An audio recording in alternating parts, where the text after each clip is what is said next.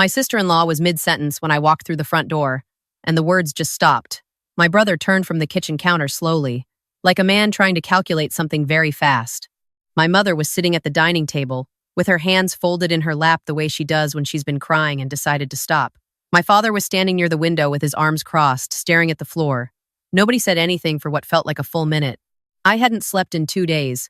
I had driven 4.5 hours from Toronto with a manila folder on the passenger seat, a key in my right jacket pocket, and a coffee from the Tim Hortons in Barrie that had gone completely cold somewhere around Collingwood. I was 31 years old.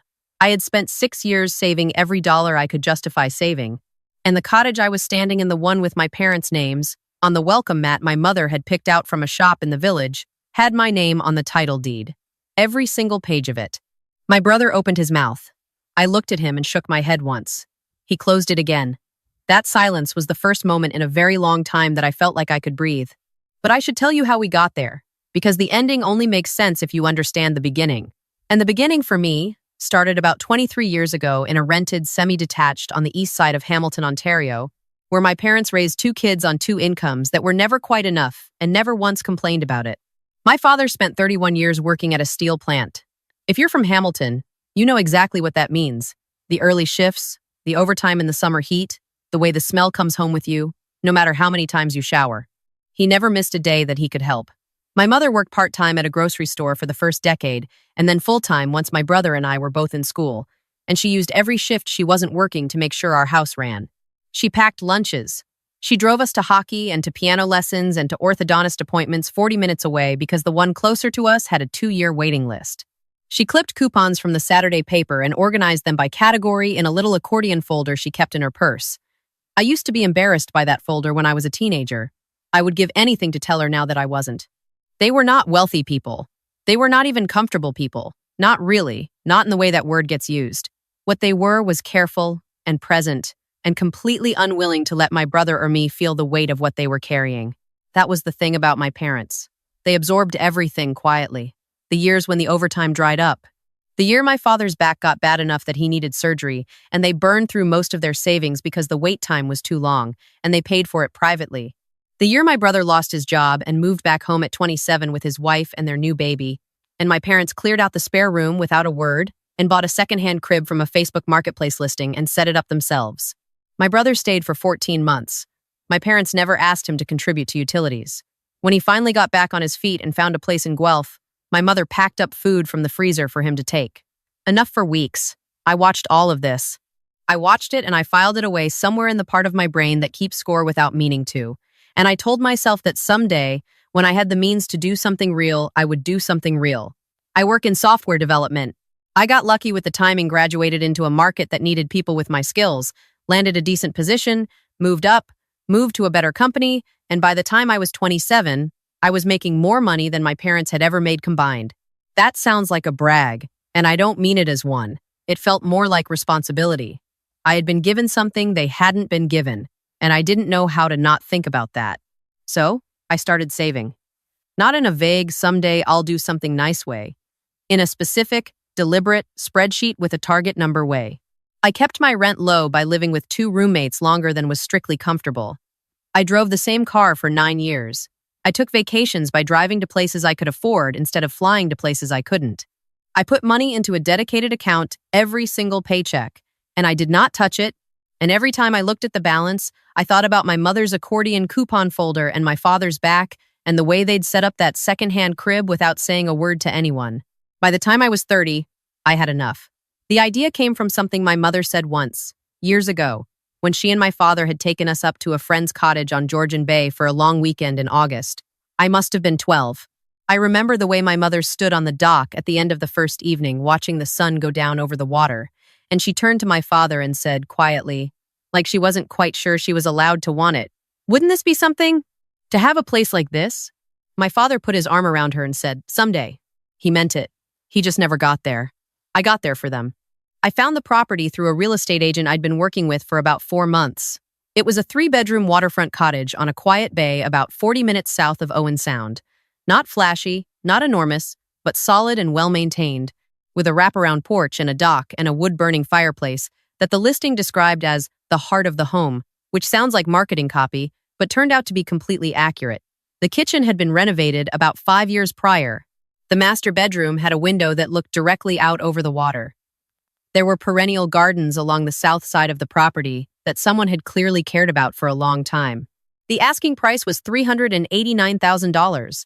I paid $376,500 after negotiation, in my name, with a real estate lawyer out of Owen Sound handling the transaction. I kept the title in my name specifically because my plan was to gift the property to my parents in a way that was properly documented transfer of ownership as a gift, recorded, clean, with the paperwork handled correctly. My lawyer walked me through the land transfer implications, and we structured everything so that when I handed my parents the keys, the transfer would follow in a way that protected them. My parents' 40th anniversary was in October. I told them I was taking them up north for the weekend as a gift. My mother asked 3 times if they needed to bring anything, and I told her 3 times just themselves. My father asked if he should bring his fishing rod, and I told him absolutely yes. I told my brother about the plan in September because I thought he deserved to know. We had never been particularly close. There was always a gap between us that I could feel, but never quite name. But he was family, and I wasn't trying to make him feel excluded. I called him and explained what I was doing, what it had cost, what the plan was for the anniversary weekend.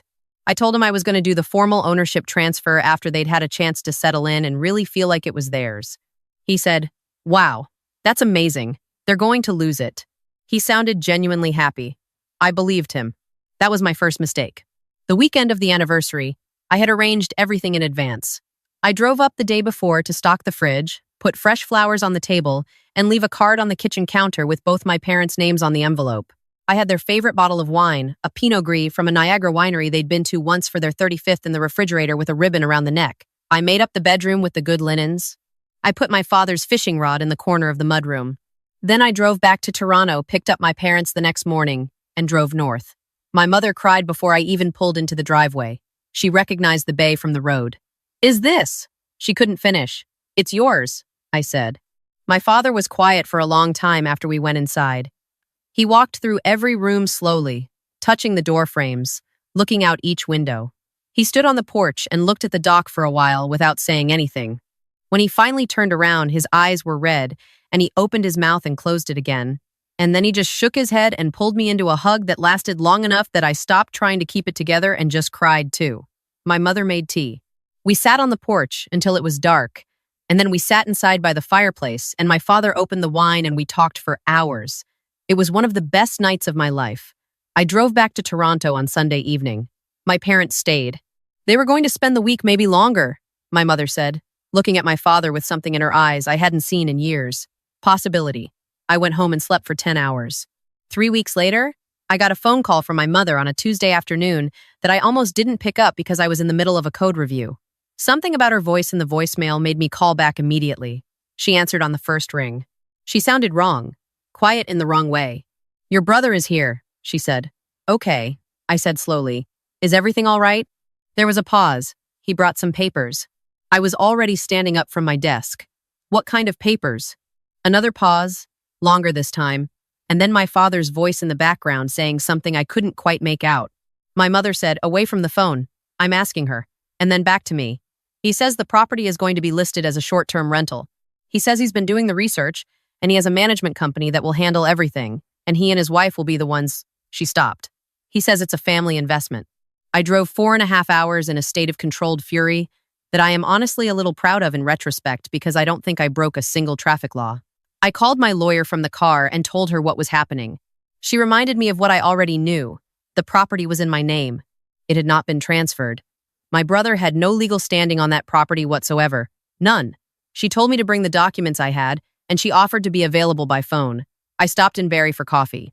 I put the folder on the passenger seat. I kept driving. When I arrived, my sister-in-law was mid-sentence, and then she wasn't. My brother recovered first.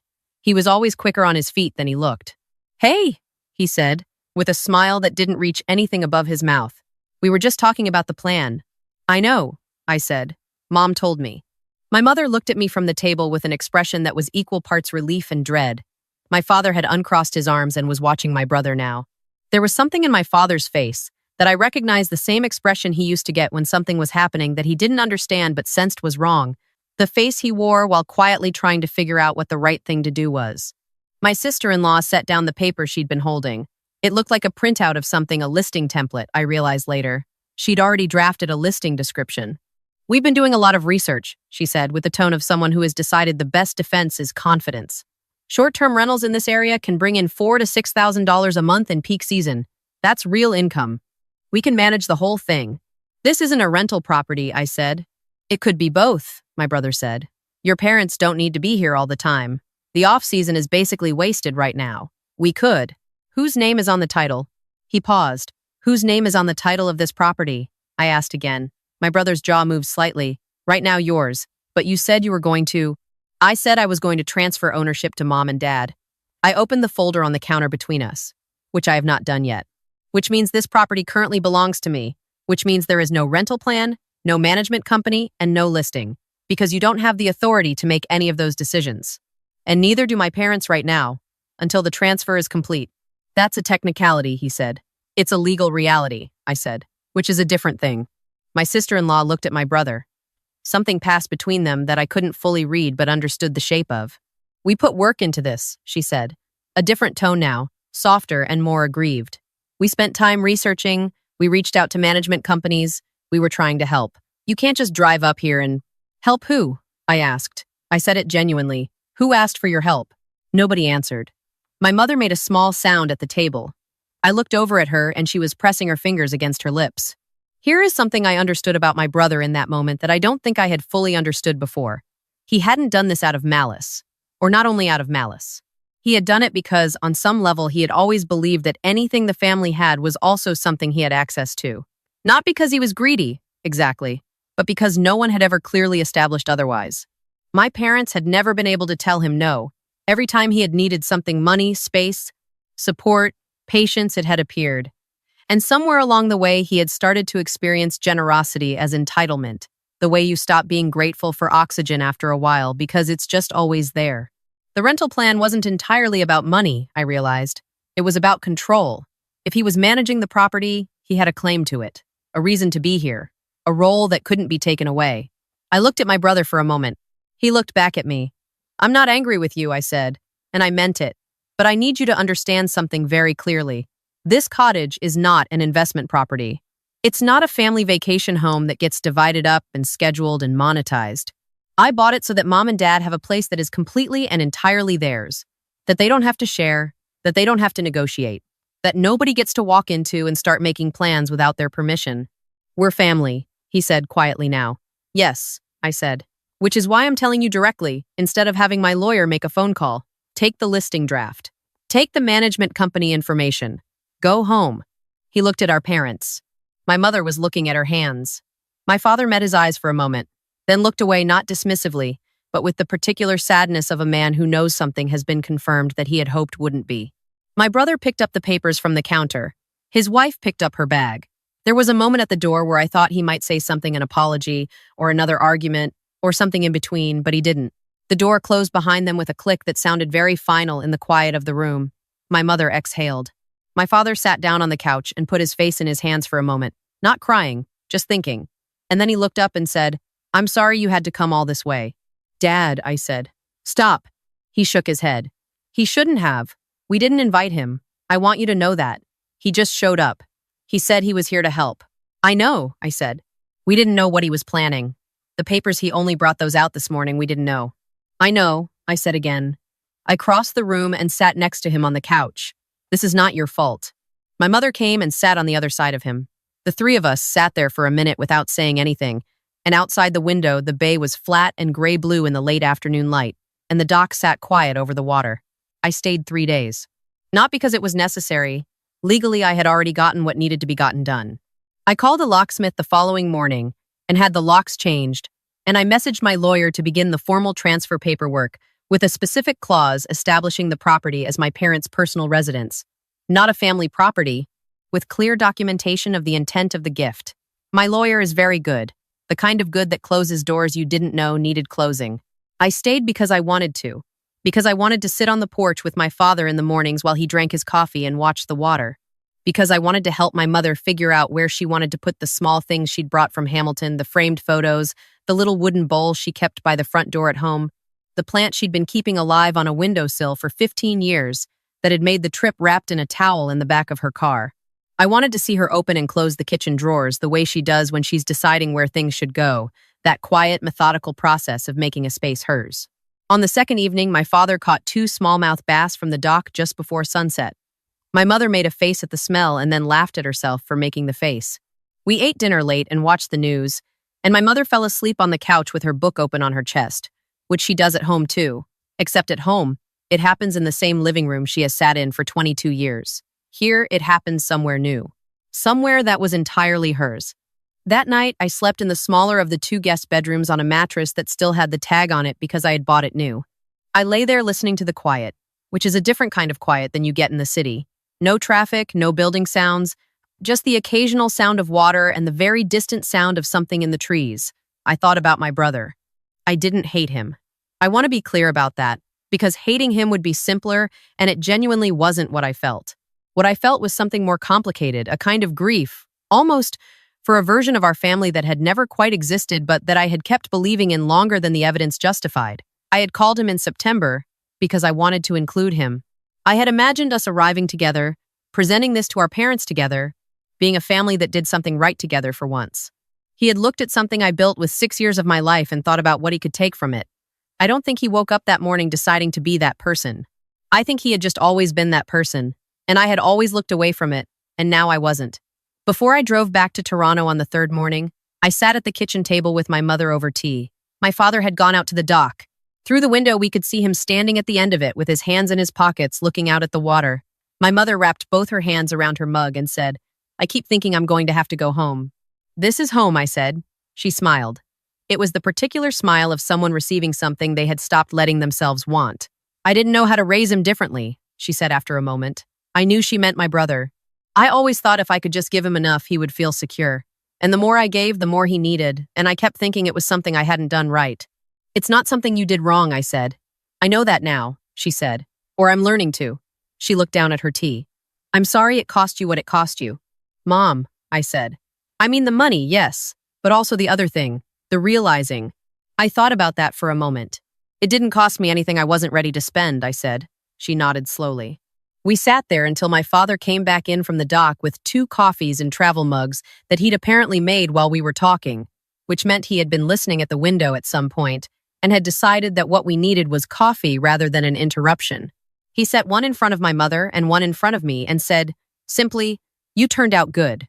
I laughed. My mother laughed too. My father sat down and looked pleased with himself.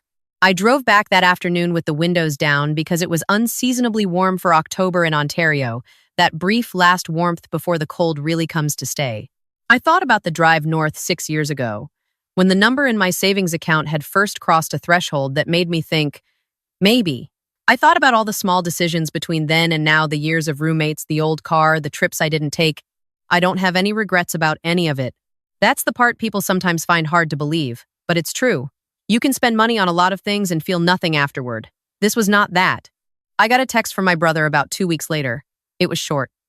It said he was sorry, that he had thought he was helping, that he understood now why I had reacted the way I did. I read it 3 times. Then I wrote back and said, I appreciated him saying that, and that I hoped he meant it. I don't know if he did.